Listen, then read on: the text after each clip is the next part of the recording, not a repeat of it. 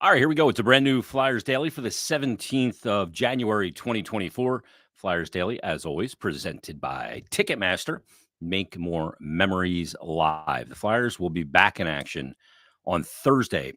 I feel like it's been a really long time since the Flyers had 2 days off before a game. Feels like an eternity. But that's the case. We'll preview Flyers Stars coming up in tomorrow night's episode. It'll be a 4-game homestand. Dallas tomorrow night, Colorado Saturday at 1 o'clock when Nathan McKinnon, Cale Makar, and the Avalanche come to town. Then Sunday, Claude Giroux and the Ottawa Senators, also 1 o'clock. And then the Flyers will wrap up the homestand with a Tuesday game against the Tampa Bay Lightning.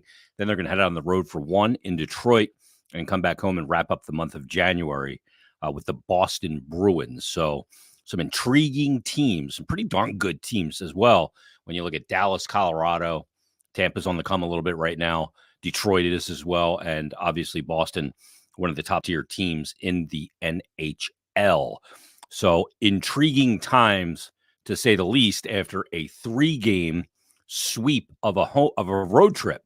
Flyers go in, they get the 3 wins, they take care of business, which is a great sign. They go into Minnesota, come from behind on Friday. Then Saturday, they're on the back-to-back. Winnipeg is not. Winnipeg was 16-1-2 in their last 19. Flyers go into Winnipeg. They goose egg Sam Erson's third shutout of the season on Saturday. Then their third game in 4 days against St. Louis Blues was that 4-2 win on Monday night. And Flyers have won now 5 of their last 6. That they lost in that mix was the Pittsburgh Penguin game, which I'm not even sure it happened. That was the night that the whole trade happened with Gauthier and Jamie Drysdale, who we have not now seen in 2 straight games. Sean Couturier as well. We'll see if Jamie Drysdale can come back tomorrow night against the Dallas Stars from his illness, and we'll see if Sean Couturier can get back in there as well. And then you couple that with the reinsertion we saw him last game of Noah Cates.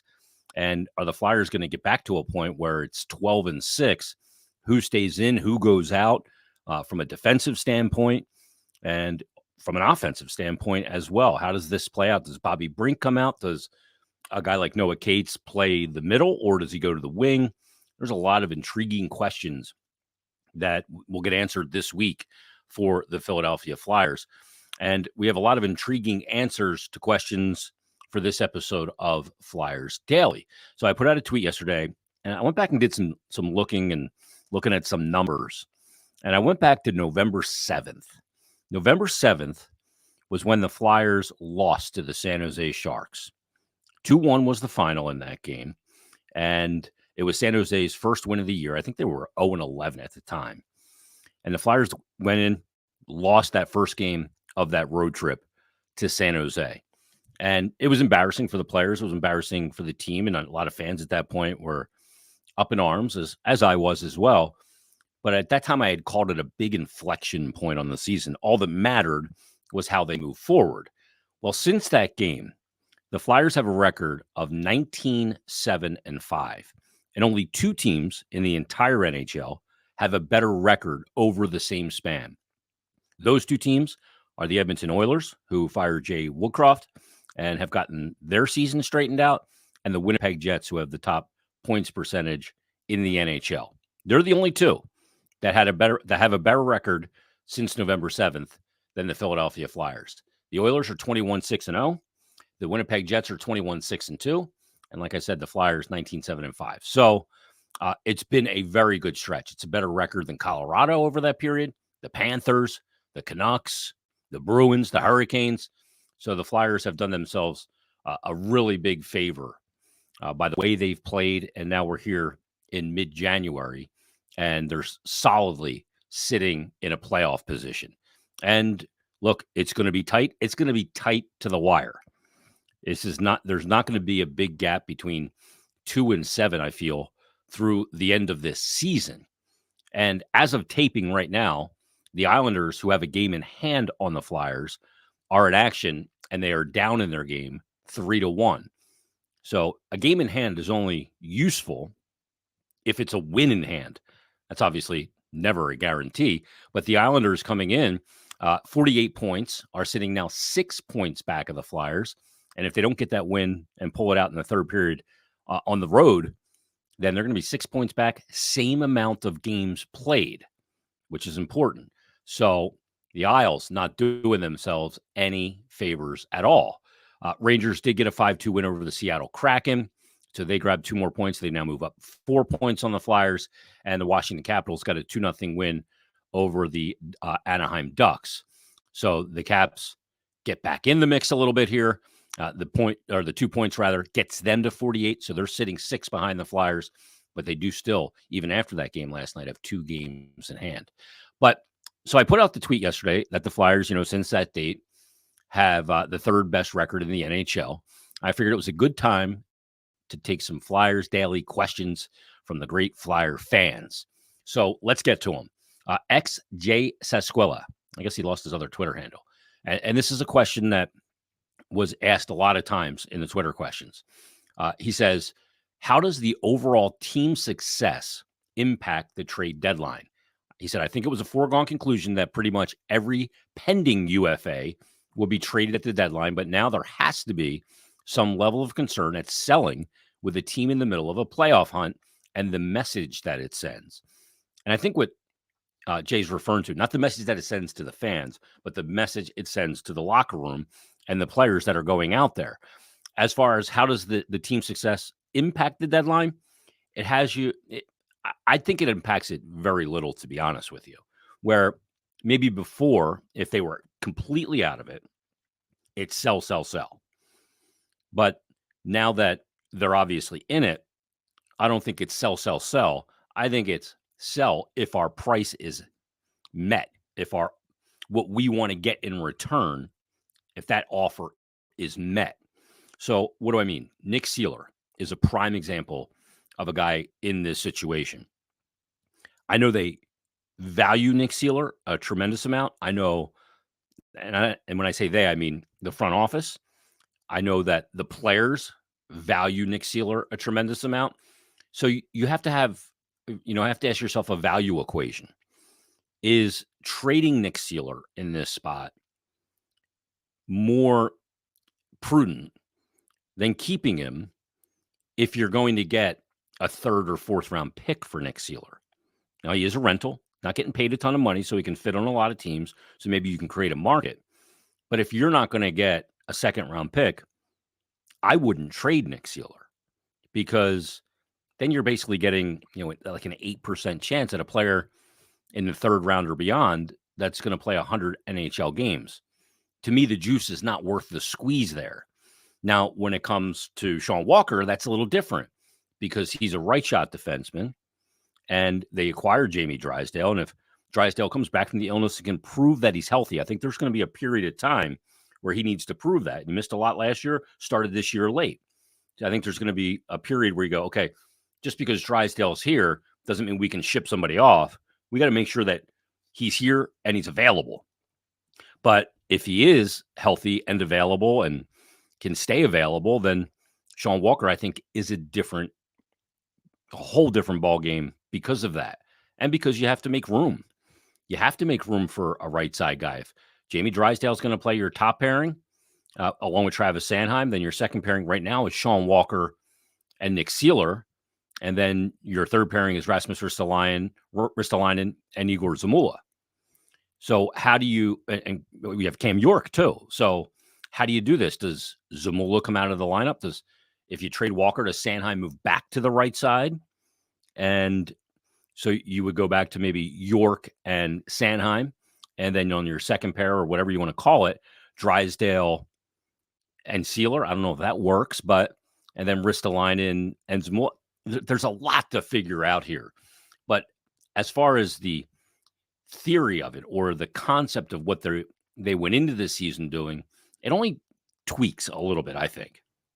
Just in the sense that you only make a deal if your price is met. And there's a threshold that they have to get to. Darian Thatcher says, with a likely playoff berth in a rebuilding year, does it make sense to have some form of rotation between Hart and Ersson in the playoffs to get both guys experience? He's asked this question 6 ways to Sunday. No. The answer is no, Darian. You do not rotate goaltenders in the playoffs. You don't have to make that decision right now. But if you had to make it right now, the decision is, to me, is simple. It's Carter Hart all day. I think we've seen how good of a run Sam Ersson has had taking out the first 3 games of this season. But still, he's got a relatively small sample size in the NHL. Carter Hart has a much more significant sample size. And Carter Hart also has a sample size of playing in the playoffs back in the bubble, where he was excellent in those 3 play-in games in the first round against the Montreal Canadiens, going against his boyhood idol and Carey Price, and then in that second round, the 7-game series against the New York Islanders. I think people see how good Ersson's playing, and they want to crap on Hart's play. Hart's play has been just as good and probably more consistent from start of the season till now. And I see the people going, well, the way Ersson's playing, now you can trade Hart for Hall. Why turn a strength into a weakness? But you go into the playoffs, you do not rotate goalies in the Stanley Cup playoffs. I think it's a horrible, horrible idea. Boston Gary checking in. He's Boston Gary. Don't mistake it. He's a Flyer fan, not a Boston fan. He said, are the Flyers buyers at the deadline without giving up a ton of depth? Where would they buy at? My guess is defense. I don't think defense at all, Gary. We just talked about the logjam that you have created there right now. Plus, you don't want to acquire a player for the blue line because you do have some players down in Lehigh Valley that you need to still maintain room for, like Emil Andre or Ronnie Attard. So, no, I don't think they're buyers, period. End of sentence. I don't think the success of this season is going to change the front office's mind to go, okay, forget the rebuild, we're buying. I think what the front office's message to the locker room is, hey, you guys got us into this race. You got yourself in playoff position. Go with what you got. We don't need to add. They already added Drysdale and didn't give up a roster player because of the way that played out. But no, it's going to be up to these players. I don't see a situation where they buy. Greg Salini tweets in and said, my only question for you, Jason, is, are you having fun again or what? Well, that's the first part. And I'll answer that right now. Yeah. This season's been a blast. And that's what he says. This season's been a blast. None of us saw this coming. This team is so easy to root for. I hope you're having fun because I am. And I think a lot of other fans are too. Keep it up, Flyers. I totally agree. Sometimes the most fun you can have is when it's unexpected, when you don't think you're going to get much, but you do. And this team has been unbelievably fun to watch. They've defied conventional wisdom, like the win on Saturday against the Winnipeg Jets in a back-to-back when Winnipeg was not on a back-to-back. Schedule losses that they refused to just say, okay. So, no, it's been a lot of fun. And after the last, 4 years, boy, is it deserved for this fan base. Sunstroke PHL says, before this season started, I thought the 24-25 season could be the most pivotal in the rebuild and provide insight to what this team looks like as a contender. What things do you see as necessary upgrades or changes to get there and be cap compliant? Woofa, I always say there's 3 key elements that a GM has to figure out. Number 1 is what we all see when we turn on the TV or we go down to the games and we watch. The team on the ice. Those pieces have to fit. And you have to have a little bit of everything in those 12 forwards, in those 6D. You got to be able, you have your playmakers, you have your, guys that go in and forecheck, or guys that can defend, and guys that can provide offense, guys that can kill penalties, guys that can help you on all that stuff. All those pieces on the ice need to fit together in a very complex puzzle of 18 skaters and 2 goalies. Then you have the dynamic of those personalities of those players fitting in culturally with the organization's vision, with the standard of play, as Torts calls it, and within each other. They don't have to all be best friends, but how do those pieces and how is the dynamic in the locker room? Do they fit together as a unit and as a galvanized group like we've seen this year. And then the other part, which is equally as hard as the first two, is how do they fit together fiscally from a salary cap standpoint? How do you fit all of these pieces together that complement each other, that work in the room, that respect each other and have their brothers' backs, and have it work out financially in a salary cap league? And you look, when a GM looks at a salary cap, he can't look at it in just 1 year windows or even 2 or 3 year windows. You got to look at your 1 year, 2 year, 3, 5. We got these guys coming that we drafted. Our projection is player X is going to be in the NHL by this time on an entry level contract. This guy at that point will be turning UFA. We can, if he's 34 at that time, we lose that salary, but we can make it up with it. There's a lot to consider. So the GM's job is a very difficult one because you have to weigh those 3 buckets. And in today's NHL, frankly, you got to get them all right. You got to slam dunk them or you're not going to win. It's too hard to win that you can't have a weakness in any of those 3 key categories. Paul tweets in, he says, to this point, how much does players' personality, reputation factor in for the front office, coaching staff when making an acquisition or move? Seems like this group more than any other prioritizes locker room fit. Any historical examples of that working successfully? Personality, reputation, yeah, they absolutely matter. One of the things you heard Danny Briere talk about when they acquired Jamie Drysdale was about his compete level, his just professionalism, and the way he carries himself. Torch said, I got more texts about Jamie Drysdale last night about this kid's character. Those things absolutely matter. You can't play for Torts if you aren't a high character player and person, and you can't play for him if you have no self accountability. That'll never work with Torts. He'll hold you accountable, but ultimately he wants to see the player hold themselves accountable. Jim Wagner tweets in and says, Jason, the success of the team so far this season has to change the front office thinking of rebuild for now. What moves can be made to bolster the lineup for a playoff run without jeopardizing rebuild plans and our young talent? I'll give this one a real simple answer. No moves, no adds. You can subtract. I don't think adding, they're not going to go, okay, we need a second line center and go out and go crazy and get one. They're going to stick to the plan of the rebuild. And this group that put them in this predicament of being a playoff team when a lot of people didn't think so, they're going to be the ones that have to play through this whole thing, which is a good thing. All right, let's get to Kevin. He says, what do you do with Hart after the season?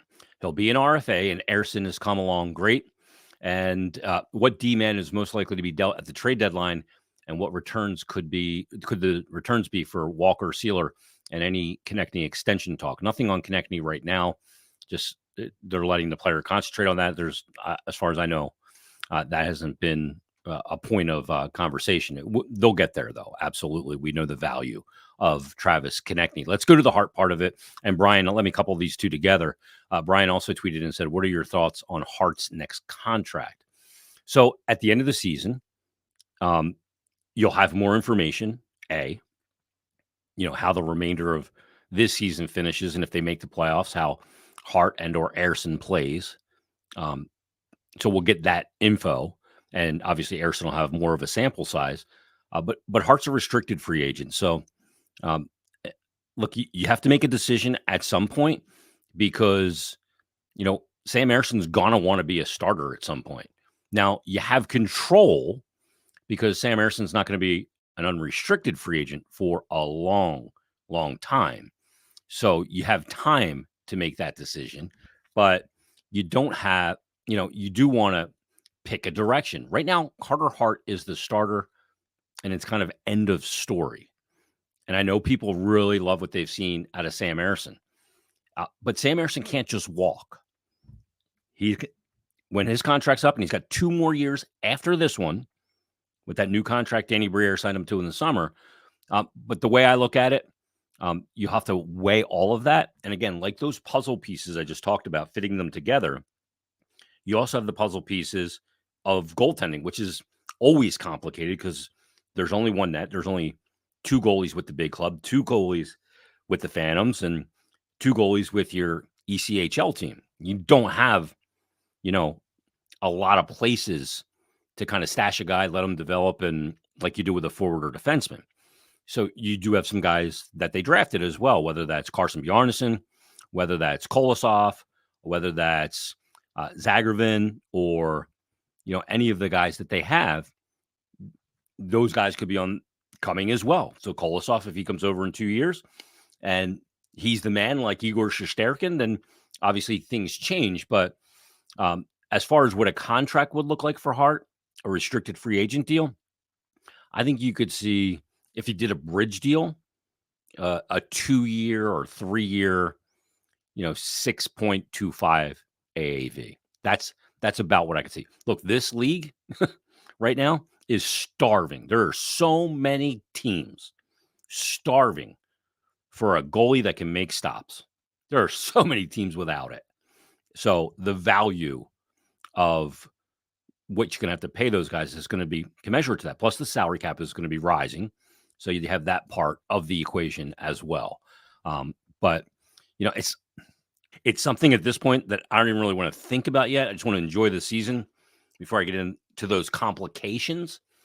But it is something that they're going to have to look at both the near and long term in their net.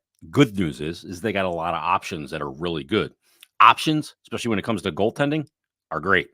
Jackson Margolis says, who's the goaltender when the Flyers start 25-26? Dude, I'm not going there. It's the 23-24 season. That's like so far in the distance. That'd be a question I'd answer in the offseason, but I have no idea. Here's what I know. It's not going to be me. So Stu tweets in and says, any chance this changes the timeline and they buy at the deadline? And Rye says, should we trade a goalie? If so, which one? And I do not trade a goalie because I do not, in this league, I do not turn a strength of my team into a weakness. I firmly believe this. The Flyers are sitting in the second spot of the Metropolitan Division in a firmly placed playoff position right now. And a huge element of that is their goaltending in total. That is Sam Ersson, and that is Carter Hart. That is why they're there. Because you're going to have 3 games in 4 days like they just had. I think they had 14 or 16 back-to-backs this year. Your backup's got to play. And you can't just not get quality goaltending performances in those situations. You got to get good goaltending performances. And that's why they are where they are. It's huge. And it's huge for the guys in front of them as well to know that even on a back-to-back with their backup in, that guy is going to be able to give them saves. And that is an enormous element to this team's success this season. Kevin says, Jason, are you going to the outdoor game? Oh, hell yeah. Of course. I think it'll be the 6th outdoor game that I've broadcasted. Obviously, the first one, Fenway Park in 2010. 2012 at Citizens Bank Park, that's 2. Pittsburgh for the Stadium Series, that's 3. Philadelphia for the Stadium Series a couple of years, I just be my 5th. So, yeah, absolutely. It's going to be quite the epic night taking on the New Jersey Devils. It's actually not that far away either. That game's coming up on February 17th. Flyers, Devils, outdoors. All right, one last question. James King says, given Drysdale's injury history, do you think they should continue to look for a top pair elite D-man in the next few years via free agency or focus on finding a 1C? Again, we need to find, to your point, we need to find out if Jamie Drysdale is a player that remains available. You guys heard me say it 1,000 times. The only ability that matters most is availability. If you can have all the skill and you can play like a dynamo, but if you're not available, it doesn't matter. So we'll have to see on exactly how available he is. But I don't think that's the most pressing need of a top pairing defenseman. I mean, if Drysdale does stay healthy, obviously you have that. You have Travis Sanheim as a top pairing left side guy. Cam York is developing. He may not be a 3 or a 4. He may be a top pairing guy. We don't know about Emil Andre or Oliver Bonk. So I think they have a really good pipeline of organizational depth defensively.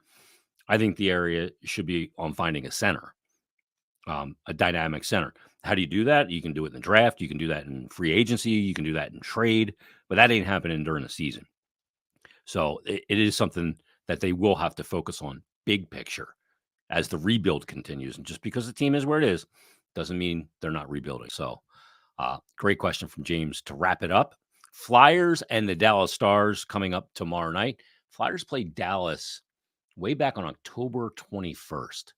They overcame a couple 2-goal deficits in that game, got a point out of it.